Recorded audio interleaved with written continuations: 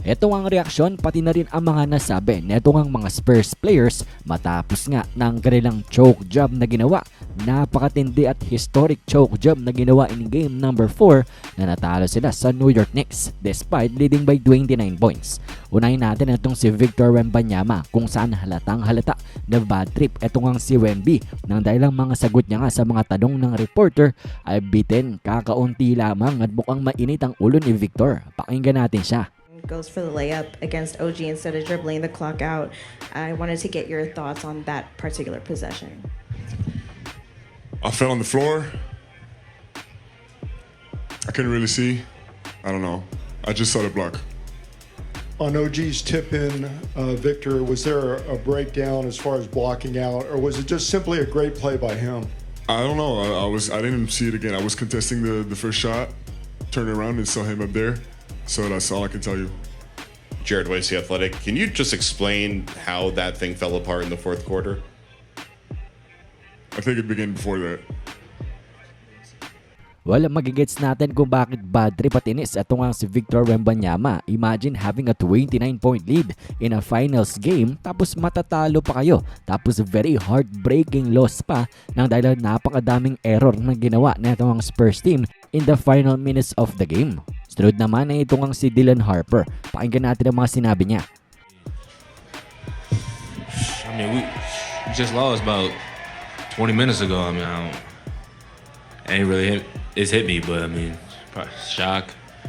But I mean, it's a whole lot more basketball to be played. I'm never going. After this is over, go take a shower, wash it off, and go get ready for Game 5.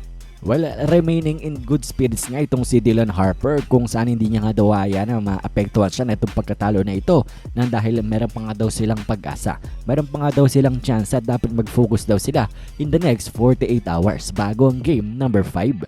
Sunod naman ay itong ang si De'Aaron Fox. Itong kanyang mga sinabi matapos nga na ang kanyang ginawa in the final seconds of the game na nag-cost niya sa Spurs ng kanilang dapat na panalo na.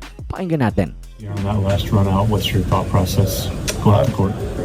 Haven't scored. Try to get a layup, get up three.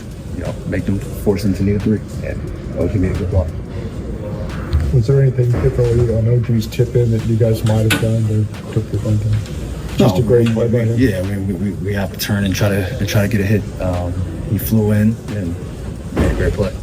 Walang paliwanag ni De'Aaron Fox, abay akala niya daw ma-outrun niya ito ngang si OG Anunoby para maging up sila by 3 points para daw mapuwersa ang New York Knicks na tumira ng 3-pointer.